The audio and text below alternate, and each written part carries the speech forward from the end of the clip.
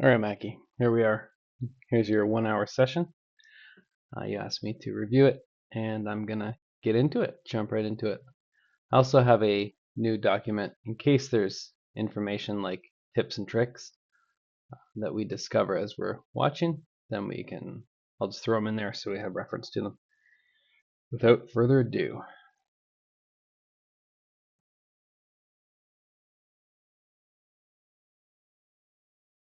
okay, sorry, I skipped ahead a little bit too quick. I wonder if I can just put this on a faster speed. Hang on, do 2x. This help. Okay, so king 10 off. There's a raise here on the button, and then a 3-bet. It's a fold. Anytime there's a 3-bet, you have to tighten up your range a lot. So king 10 offsuit is too weak.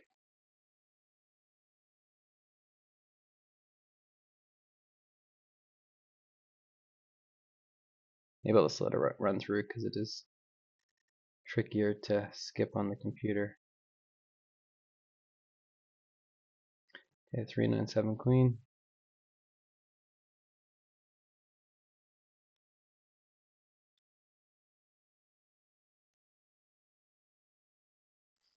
And 5. All right, you got an interesting hand here. Ace 10 suited in the big blind. Okay, so here you have a limper, weak player. I got 5x raising. I'd look at this guy's stats, and if he's a wild man, I would probably 3-bet to $1.50 to $2. Oh, he looked at his stats very quickly. I didn't see them, but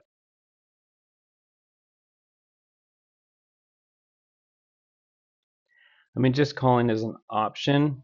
The advantage of just calling here is it keeps the fish player in the hand, so you don't necessarily, assuming this player might be a little bit better than this player, you don't necessarily want to blow out the shitty player out of the pot and keep in the good player, so just calling is okay. But assuming that this player is fairly loose and aggressive, then I think 3-betting would be a slightly better play. Just trying to get heads up in position against one opponent is pretty awesome. So, and then as played, there's nothing you can do but fold there.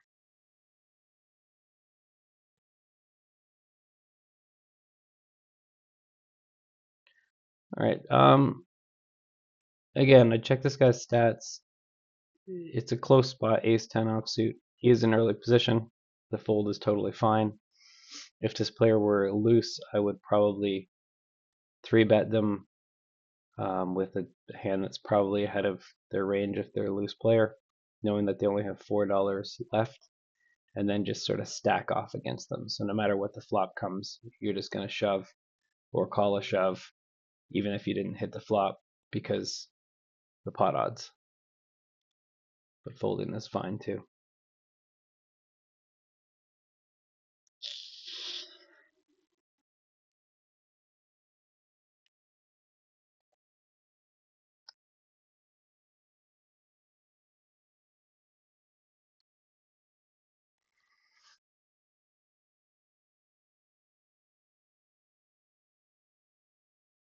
So you can raise this ace-4 offsuit against one limper, just isolate against him. You have the best possible position. You can also fold, they're both fine. It's right on the low end of what you want to do. And here, if you have two callers, you're in position, they both check to you, make a small bet, 30% pot, like we talked about last night.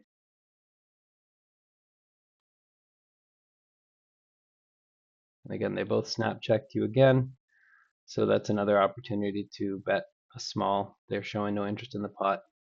You had the betting lead, you might as well continue with it. And there's a chance your ace high is good here. So I mean, you did bluff eventually, but you sort of waited to the river to bluff, which isn't that bad. I probably would suggest betting on the turn, but you took it down anyway.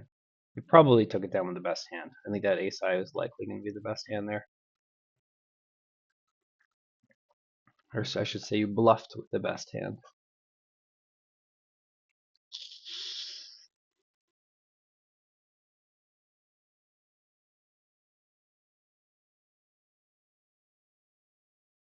Okay, so here you have a reasonably plain hand.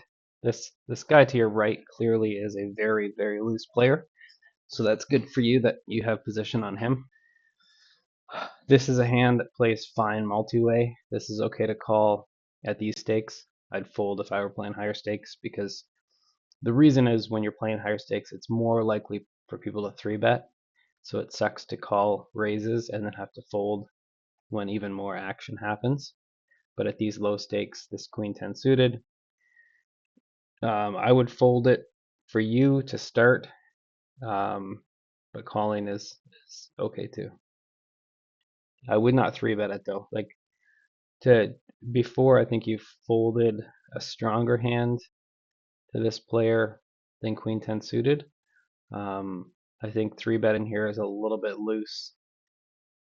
Uh, Again, I'm not gonna pick hair, like just the space between being an aggressive player and being a maniac. I think you're on the border. So I'm just trying to sort of explain my thinking behind it, which would be queen 10 suited. Any two cards that don't have an ace that are suited and connected and high do very well multi-way. The reason being you hit a lot of straights and flushes with them. And when you hit straights and flushes, you kind of want your opponents to be in there with second best hands. So 10 jack, queen 10, king 10 suited, all those sorts of hands are sort of good spots to be seeing a flop with lots of players. So flop top two, I'd bet, $4, let's say. Do one of your big bet sizes. Okay, 330 is fine. Okay, you got raised and the player has not many chips behind. I just shove here 100% of the time. They're saying I have a good hand. They already put half their stack in. There's very little chance they're folding here. And just make it a one streak game. Just get all your money in on the flop with your top two pair. When you essentially did the same thing, you basically just called the flop and then jam the turn, which is fine. Just semantics, I guess, but yeah. I guess that's just a cooler. Nothing you can do there. Very, very standard hand.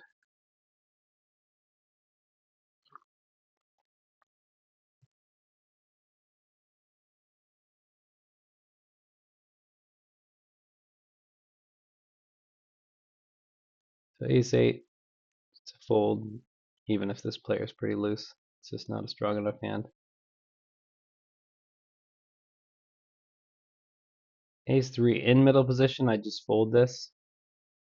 It's just too weak. It's a weak ace that's not suited.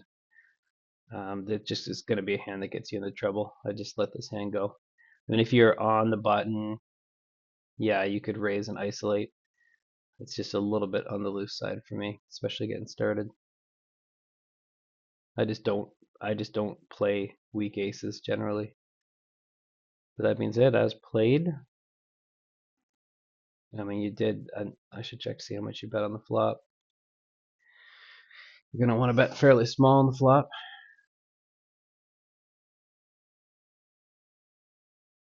Okay, 215 on the pot, and you bet $1.08. Yeah, that's fine, half pot. Now you should just give up. Queen, queen 5 on the flop. I don't think you're gonna be able to get a fish to fold.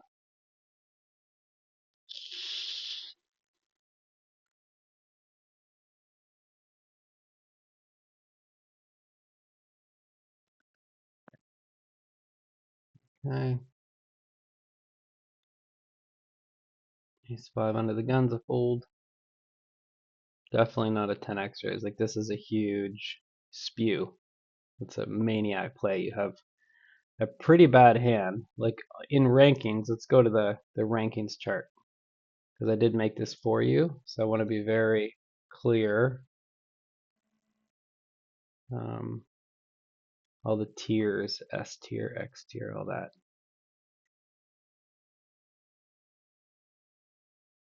Oh no, that's questions to ask.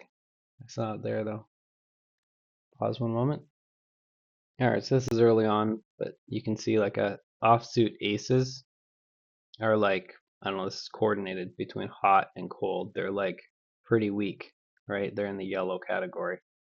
When you look at sort of early position hands to play, you have only higher suited aces, and offsuit aces are literally only to be played on the button, like if no one's in the pot yet. And then you can start playing a little bit more loose hands. But ace X offsuit isn't even in the top like 50% of hands, I'd say. It's right close to about the half best hand. So definitely don't raise this. And when you raise it, definitely don't go 10x when you raise it.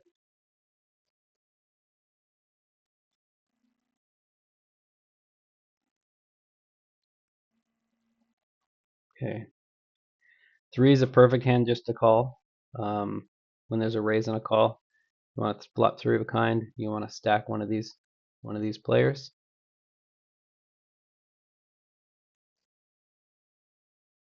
Okay, good, just call. And 8-9 suited is a perfectly good hand to call as well. When you have a raise and a call, you've already got your 10 cents in. It's a perfect play. We'll talk about the flop. This is a very good flop for your 3s. There's a decent chance you have the best hand. So we'll see how the action goes before it gets to you.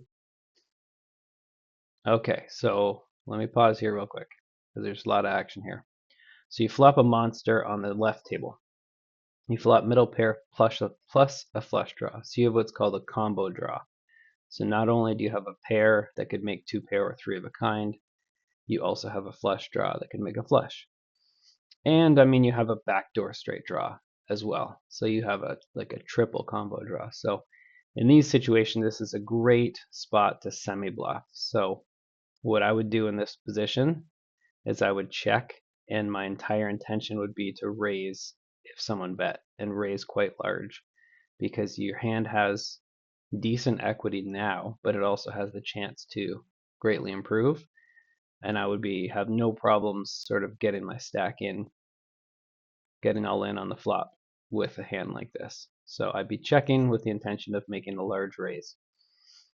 And then with this hand here, again, it's tricky. A player leads out small, gets called. I'd probably just fold here as soon as this player calls, because they're not betting into just you, they're betting into more than one person. So, you know, your 3s is just a fold. You're basically playing your 3s to try and hit 3 of a kind or fold. Because it's such a bad hand, if you don't hit 3 of a kind, you have less outs than almost any other hand. You have literally 2 outs. So you're 20 to 1 dog to hit a 3 on the turn. So I'd let it go. All right, let's see what happens. Okay, so you called with your 3s. Again, it's a little bit loose. When you play with small pocket pairs like this, you're set or fold, set or fold, set or fold. So get that idea in your head.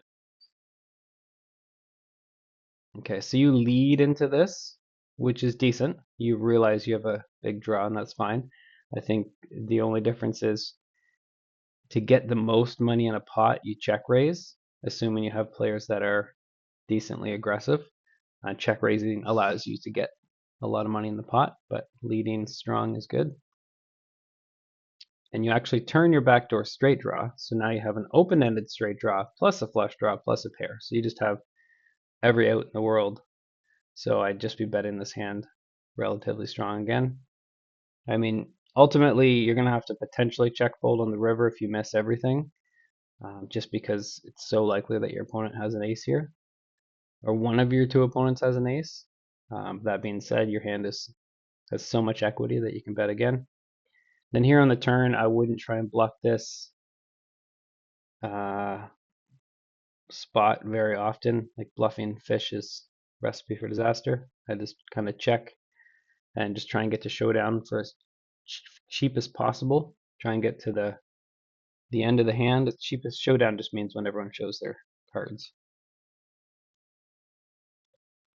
Okay, so you bet strong again, they both fold. This is table 1, excellently played.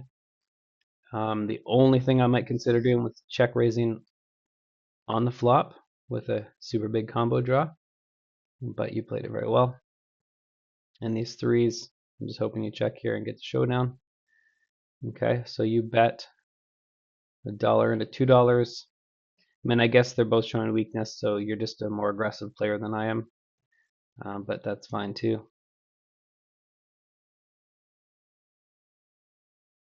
So you're basically betting again. So I mean, I guess you bet the turn when you had the best hand with your 2 3s.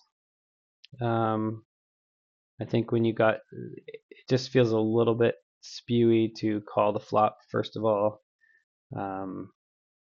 I think you've lost $4 in this pot with 3s, and you didn't flop a set. So I mean, I don't know, I'm being a bit nitpicky here, but you basically just blasted off like bet into kind of weak opponents, um, whose biggest mistakes are going to be calling too often.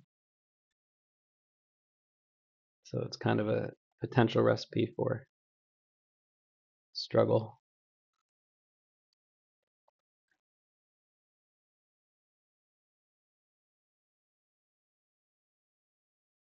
So you're gonna fold here, thank you. Queen 7's a little weak in middle position. It's a hand you could raise from the button.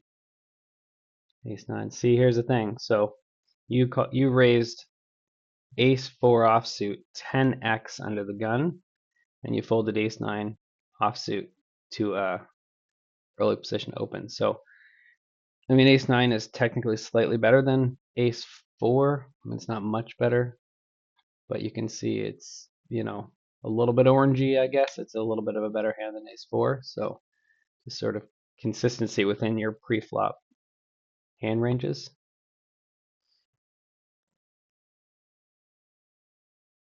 And Jack Deuce and Queen 5 are folds.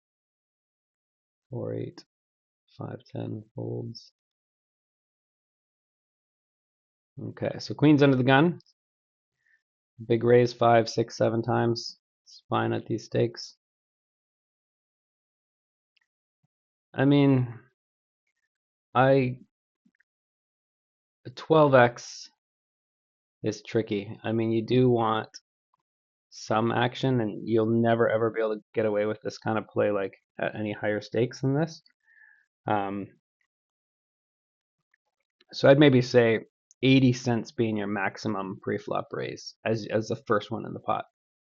Because even though these players are terrible, so I get the idea of exploiting them really hard, there are limits to everyone's. Like if they have, king 9 offsuit, they're probably not going to call it 12 times raise. But I mean, I could be wrong. You've been playing these stakes a lot longer than me.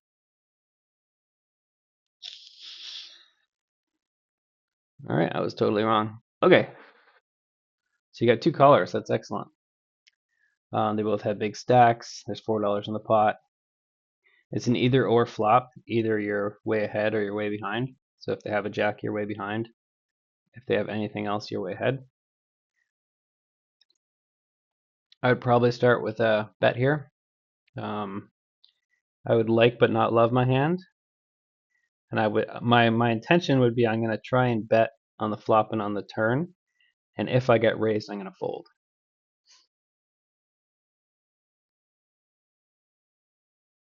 Okay, so a big bet on the flop, and they both fold. That's perfect.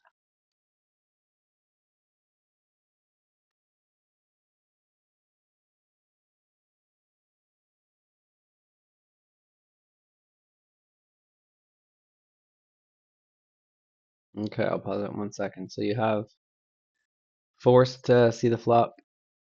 It looks like it was raised, so you might have called a raise, which is, let me just back up 1/2 a second. Okay. No, that's perfect. 10 deuce free flop, check fold. And then king 10 offsuit in a decent position. If you want to be super aggressive, you can 3-bet with it. Again, I don't know this player's stats, but if they are really loose, you can 3-bet with it. And then if they're not really loose, you can fold.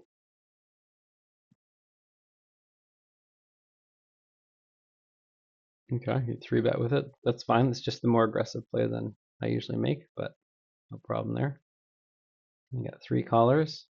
With 3 callers, I don't ever bluff in these spots. You know, one caller I'll bet 100% of the time.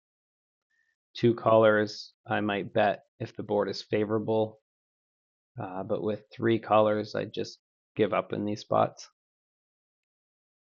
Table 1, 2 nines, but you're in a terrible position. It's kind of like you wish you were on the button for this one.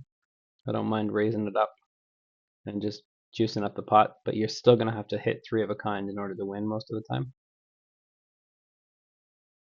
But I'd probably raise it like 50 or 60 cents. I mean, 30 cents, no one's ever going to fold. They're all going to call. So you're bloating the pot and hoping to hit three of a kind. So you would do this with like, you know, nines isn't much stronger than fives, let's say here, because you're really going to need to hit three of a kind against three opponents to win. And then you got jammed on by a player that limped in early position, which is usually a big hand. Sometimes these weak players will play tricky to be like, I have aces and I'm just going to call, and then hope that someone raises so I can re-raise.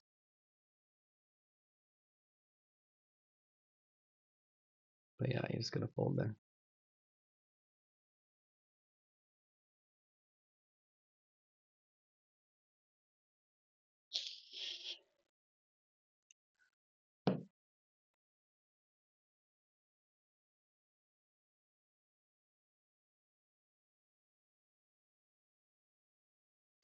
Okay, this suited ace is a little bit better than your offsuit aces because you can make nut flushes. I mean, I wouldn't be isolating that large, and I guess you're trying to get heads up with them, which is fine.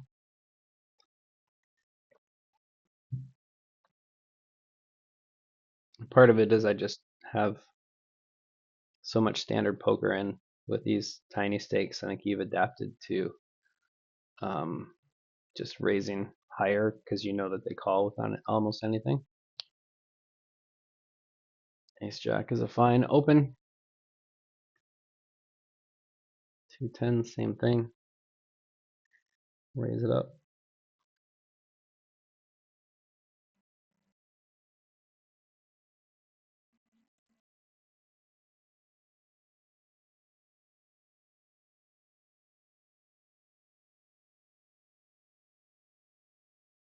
Okay, so you raised it up, you got three colors, and you basically have a 10 high flush draw. So I would probably start with a quarter pot bet, just a small one. I want to set my price and try and get to the river as cheap as possible. And try and, you know, make players that have shittier hands than you pay. But I'm not loving my hand at this point. But I just make a little, yeah, it's too, I think that's a little bit large of a bet. Okay, interesting. So you turned the flush. It's the fourth third nut flush draw, so king, queen, jack, and then your 10. So it's the fourth best hand right now. So it still has value in betting, but I would be a little bit concerned about getting raised at any point. But I still think there's value in betting, about half pot maybe. Obviously, if they check to you. So you bet a little bit more than half pot. You're getting lots of good value. Okay. And now on the river, I mean, the pot's 15. Are they going to call you with a hand that's worse than yours? Will they call you with the 9 of diamonds, the 7 of diamonds? Maybe. At these stakes, they might. So I think there's value in raising here. When he bets out 20 cents, he's attempting to, like, I want to be as cheap as possible to get to the river, so you can punish this by raising. I think that's totally fine.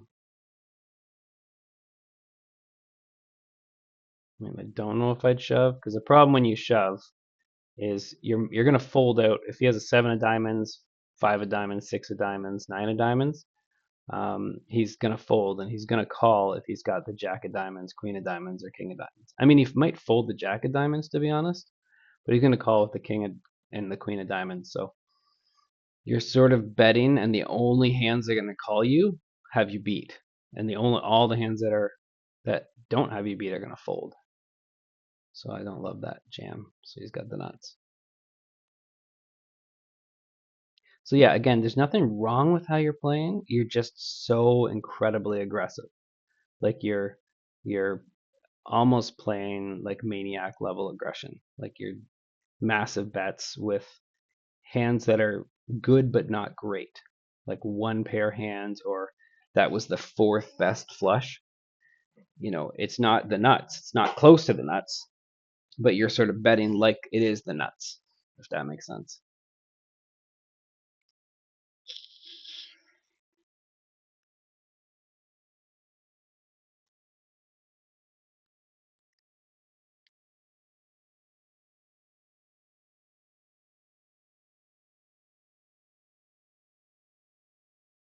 Like you want to make those sorts of plays, the big all-ins, when you actually have the king of diamonds yourself, or when you have three of a kind, or when you have top two pair. Like the hand when you had queen 10, that was perfect. You had top two pair and you got all your chips in. But you don't want to do that every single time you have a medium strength hand.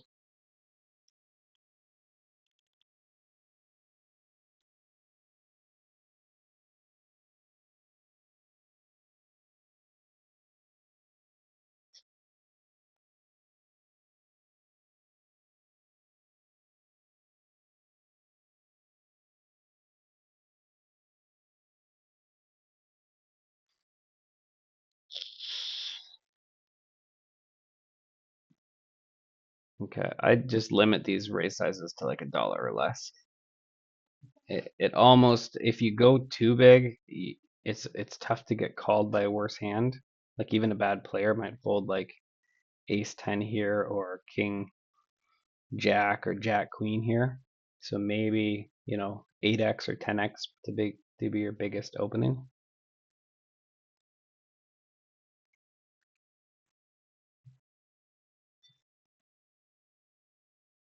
So here you can go $1, 90 cents, 80 cents, something like that. Again, you're 15xing to a little bit on the humongous side.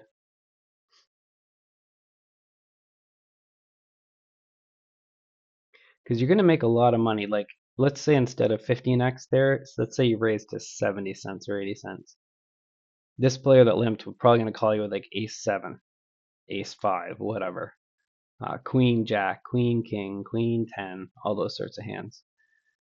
And if you flop a pair, he's likely going to flop a hand that you have beat, right? So if there's an ace on the flop, you're gonna have ace with a queen kicker. He's gonna have an ace with a shit kicker, but because he has top pair, he's gonna like his hand, and you're gonna be able to bet the flop, bet the turn, and get 3, 4, 5, $6 out of him with your better hand. When you massively raise, he's gonna be folding his weak hands that you have crushed. So just a little bit too large and in charge there with your giant bets.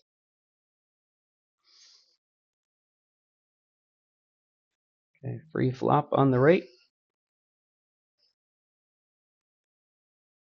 All right, so no one has the lead here because everyone just called. Again, you're just betting too large amounts of money. You're betting up 1.3 times the size of the pot with top pair or weak kicker. You just bet 80 cents or 60 cents or bet the size of the pot.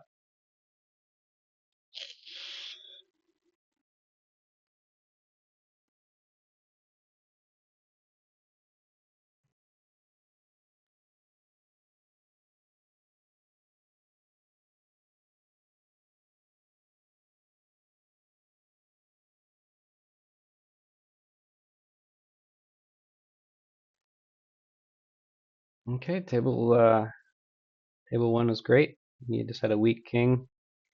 You pause here, you had a weak king, but you're on the button, everyone folded, so that's a good opportunity to steal the blinds.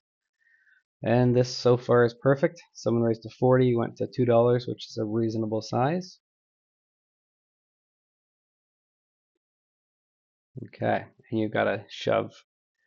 So ace king, you're never going to fold here. Never, ever, ever at almost any stake. The reason being, there's less chances that they have aces or kings because you have one of each. And you're basically flipping against all other pairs, queens, jacks, tens, nines, and you have all other aces crushed. So if they have ace queen, ace jack, you have a huge favorite. So there's almost no hands you're losing to. You're crushing any other ace, and you're flipping against any other pair. So with all that information, ace king is just a call all the time. And especially like here, you're calling 8 to win 13, so you're getting a huge layover of like 30%, 25%. So it becomes an even easier call here. Perfect. And exactly my point. He's got ace jack, so you have him dominated. You're going to win this hand 70% of the time, 75% of the time. So you put $10 in there, and your equity of that $10 was about $7. So if you do that a million times, you're going to be up $7 or every time you do it on average. So the fact that he rivers a jack, who cares? The important thing is you made the great play there. And that's another reason why instead of going 15x with your ace queen or 12x with your ace queen, you can go 8x or 7x or 9x, because you kind of want, when you have a hand like ace queen, what's your goal? It's not to win necessarily the blinds. It is to get in a situation where you have your opponent dominated and then win more chippies from them.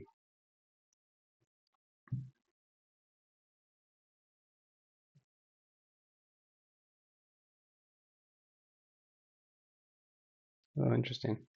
So early position king queen, it's fine raise. Early position king queen, they're both fine raises. Let's go like, okay, 80 cents is fine. Okay, so here you have three opponents. You flop top pair. You have a decent kicker. I'd bet, half pot to 2/3 pot, somewhere in there is fine. We'll see what happens on table two. Okay, table two, you only get one caller. You're out of position. You have a gut shot. You have a backdoor. Flush draw. I'd do a small bet here, 30%. Just try and take it down. Get him to fold all of his hands that are kind of like yours, like his, king nines and king jacks maybe, or stuff like that. Okay, so I think you did a pretty large bet here, which is fine. You got top pair. That's good. And that was good here. I mean, you didn't have to bet quite as much. See how he snap folded? So that means he would have folded to half pot, to a third pot, any of that. So you just want to, you don't want to hit him with a bazooka when you can shoot him with a rifle.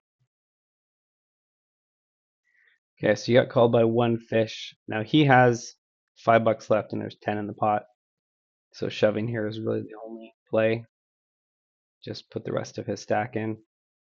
No need to get tricky or fancy. You got top pair. Perfect. You put them all in. That's excellent. See? So it doesn't matter that he hit it straight on the turn. When he calls the flop and there's only $5 in his stack and there's $10 in the pot, nothing is happening but all in.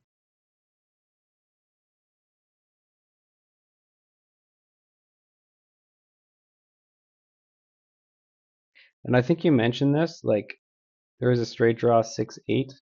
7-9 is an open ender on the flop. So you were surprised, I think, that he hit a straight on the turn, but anytime there's two cards that are together or within one, you can just sort of try and pay attention to what straight draws are out there and what turn cards complete the straights. But in the situation, there's nothing you could do. He called and he only had $5 left, and there was $10 in the pot, so ain't no thing.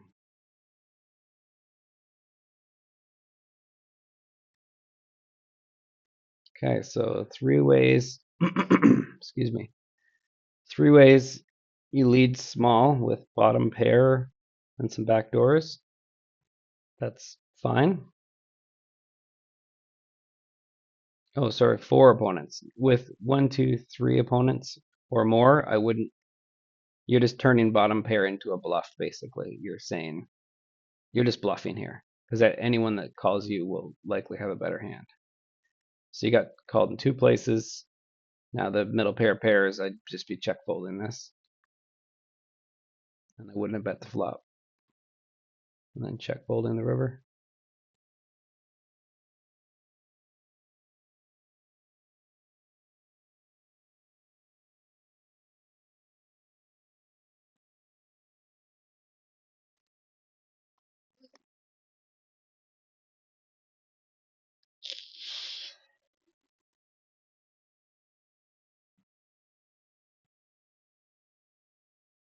Okay, table two, you got king, queen in good position. Against a raising a 3-bet, you can fold. It's a fine hand, but you just got to get used to when people 3-bet. They normally don't 3-bet with weak hands very often unless you're playing super high stakes and they start leveling each other. But typically 3-bets are like red flags. I would just let king, queen offsuit go.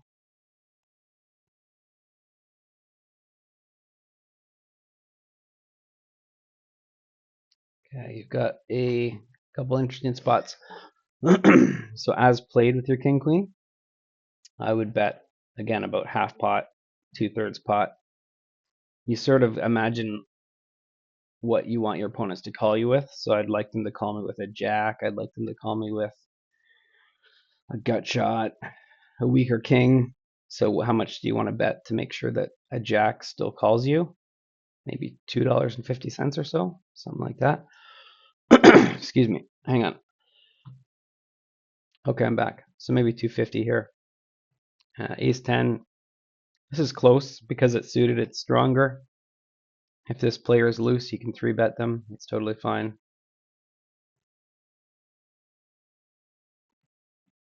Okay, that's a good bet on table 2. Solid bet.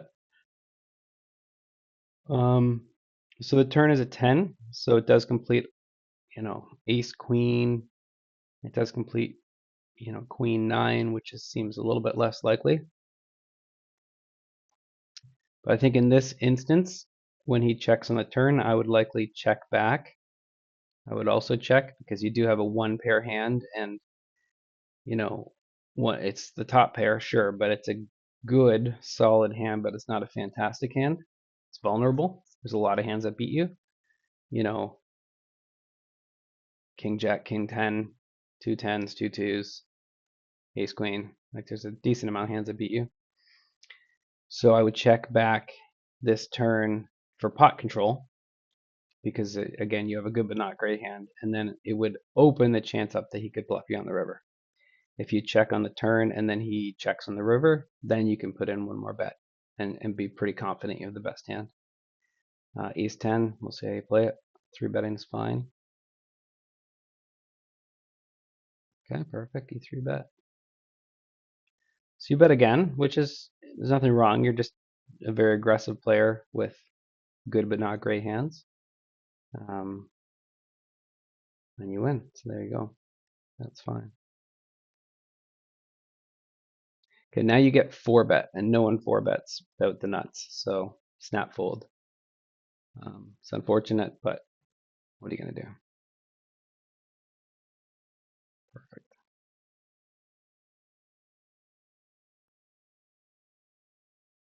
Oh, look at that. No one 4-bets without the nuts, and the guy's got aces. See, that should make you feel good.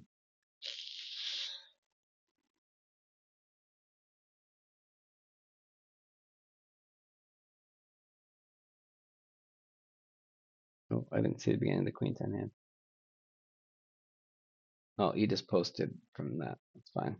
All right, top pair. Start with that's a perfect bet, and you win. Nice.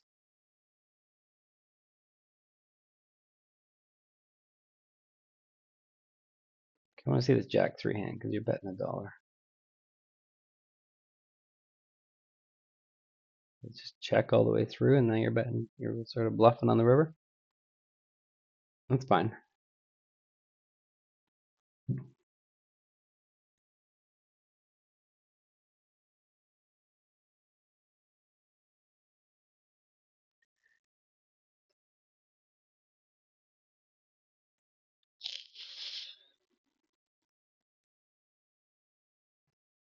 Okay, table on the right, you got a suited connector, a nice big one. This is again the hands like this. I told you queen 10, jack, queen, king 10 suited, of course, all like to play multi-way. But here there's been a raise and there's been a very large 3-bet, so it becomes a easy, quick fold. So I hope you fold here. Yeah, it's just, I mean, maybe at these stakes you get away with this, but at higher stakes you're gonna get eaten alive because this guy will likely 4-bet to $5 and then you're actually in trouble, and this guy will shove and then you're in super trouble. So I would let this jack queen suited go. I know it's pretty. Sometimes you gotta fold decent hands. So you called, and the other player called. You flopped a flush draw with 2 overcards. You have the betting lead. I think either way is fine. I wouldn't mind checking here, going for a big check raise, just trying to shove all your chippies in because you've got now a flush draw plus overcards. So you're statistically ahead of a lot of hands. And betting's fine too. Okay, so you make a good, healthy bet. That's cool.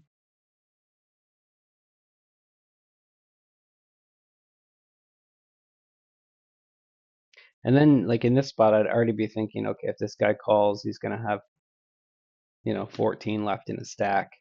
What is my plan on the turn if he calls? Like you can already start to think about these things. What am I gonna do if he raises? Am I gonna shove it in? Am I gonna whatever? So I think you put yourself in a spot where you can never fold if he raises. Obviously, you have a lot of equity with your flush draw and your overcards. But yeah, just be thinking about these things when you bet the what if game because it's fun.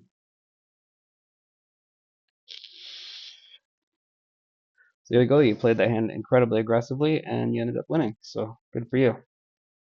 With that being said, I've seen you win a hand like that, but then I've also seen you spew, bluff multiple streets, things like that, and lose quite a bit. So I think you're just leaning on the side of aggression a little bit too far, and sort of overvaluing the strength of your hands just a little bit.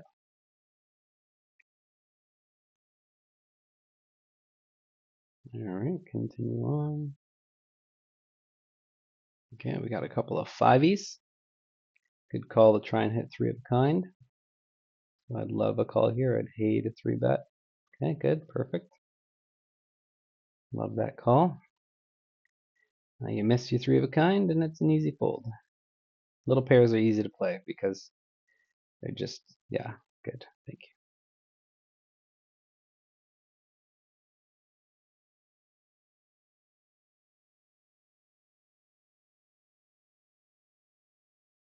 Okay, 8-9, early-ish position. It's a fine open.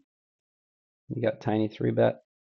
That's a fine call. You just want to keep in both players. Okay.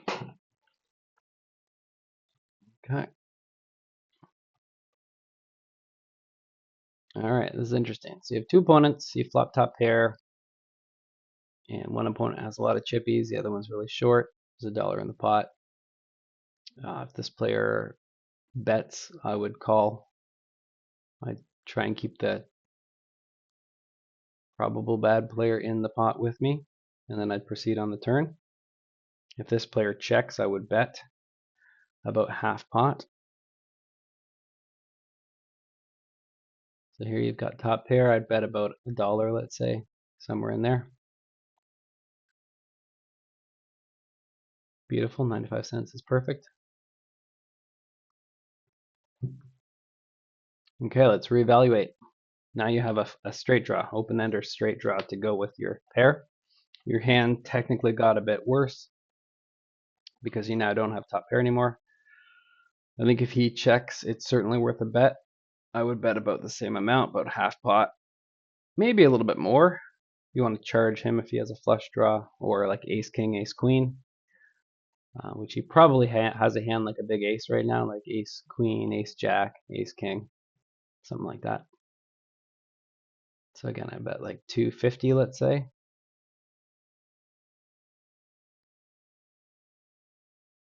Yeah, that's perfect. Half pot is fine.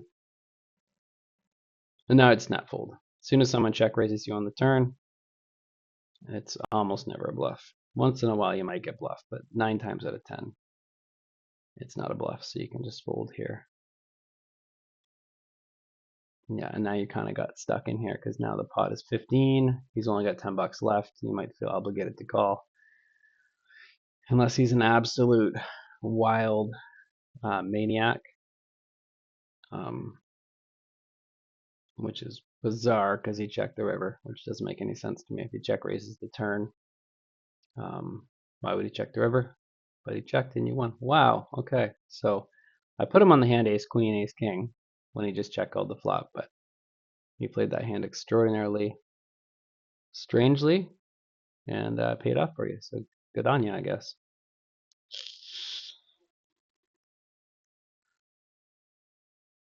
You just ran into a guy who just decided to throw out a random bluff.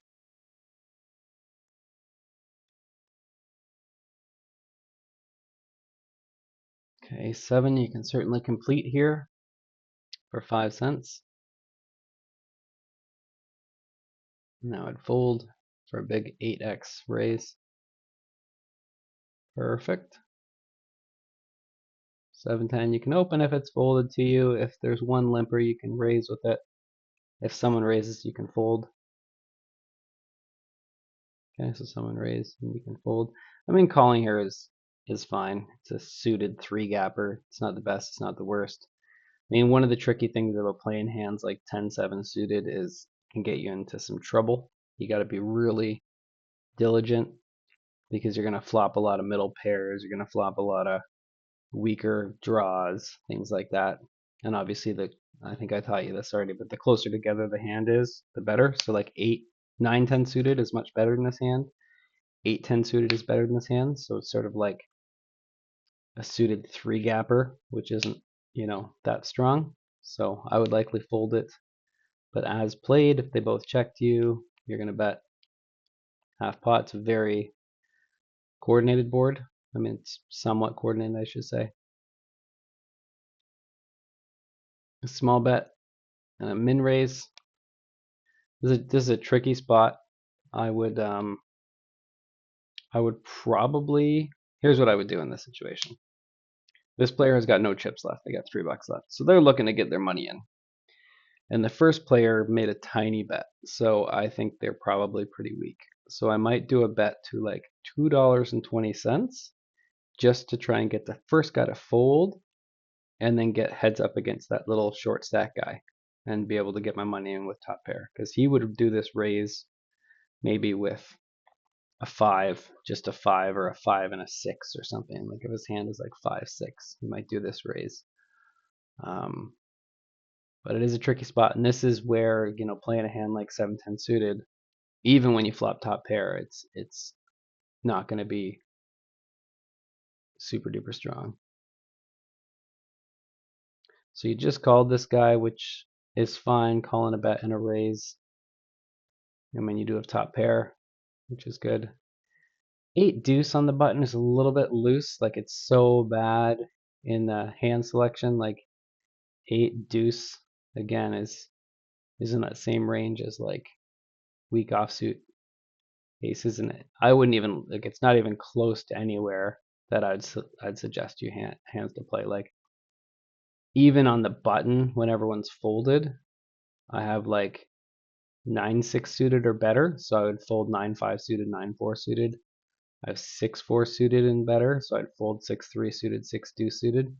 So I don't really have 8 deuce is just an auto fold in pretty much every situation.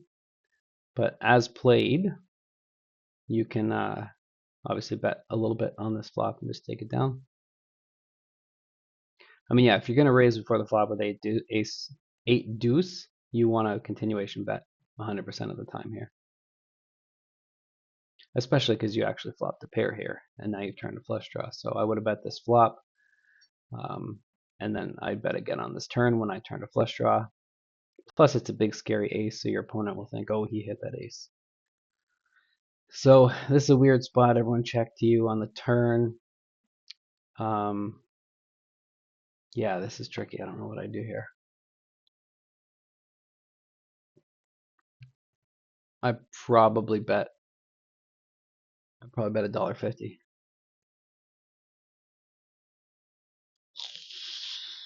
Or third pot. All right, you bet half pot. That's cool. You're gonna snap them off. Perfect. And you win. So again, we said this player was weak, so we got to the same result, right? The first player was weak because they only bet 50 cents. This short stack was weak because they're just a shitty player who's got a tiny stack. They ended up with middle pair. So you played it fine. The only thing I probably would have done was that little 3-bet on the flop, but maybe that's a bit more advanced. So you played it perfectly well, except for the pre-flop. I probably wouldn't call with 10, 7, 10 suited.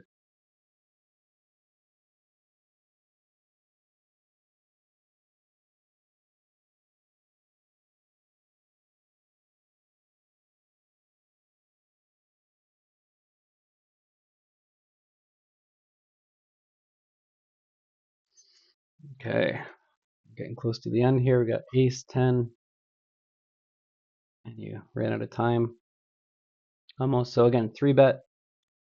So as soon as this guy 3-bets, I don't know what his stats are or anything, but I would fold my ace 10 offsuit to his 3-bet.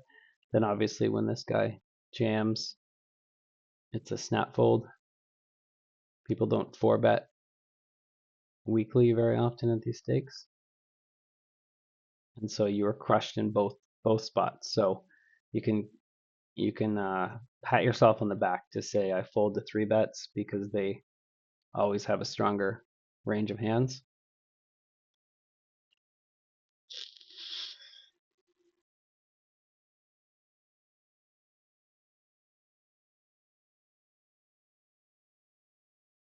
Okay, Jack Queen. I mean, you're Jack Queen offsuit, so you're right in the lower end of the range, so you can see a free flop. So I would say do it. See a free flop. Again, going back to the hand rankings, Jack Queen offsuit is like right in here. It's like, you know, I guess Jack Queen offsuit is technically in early position. You can raise with it, but it's right at the very bottom of that sort of range. So, whoops, where'd you go? Whoops, there you go. Yeah, just check and try and flop a Jack or a Queen. What's wrong with that? I guess you can 5x too. That's perfectly fine, and just take down the pot there. That's cool. You reached your limit of sit-outs. I've never seen that before. All right, looks like it's wrapping up here. I think overall, if I had to give you a ranking, I'd give you like a C. So your strengths are folding to aggression. So you've made some really good folds. You have decent starting hand selection, perhaps a bit loose. And you, what else was good about that? You were very aggressive when you had hand. So those are your strengths. Weaknesses, I would say you overvalue hands, like a top pair type hands. So you're just like going bet, bet, raise, bet, bet, raise, get the whole stack in. And then you, I would say you are a little bit loose and a little over aggressive at times. So again, I think you're much, much better than you were. You're continuing to grow, and I've always said if I have to pick between too aggressive and too passive, I'd choose too aggressive all day long. So you're definitely in that camp. But I would just say, continue to. You're gonna get it more and more and more as you play more and more, and you see more hands and see people opening and stuff like that. I think I'm going to do a little bit of research on the stakes just above you to see if there's a few better players to mix in with the fish. And then we can sort of hang out and talk next time. See ya.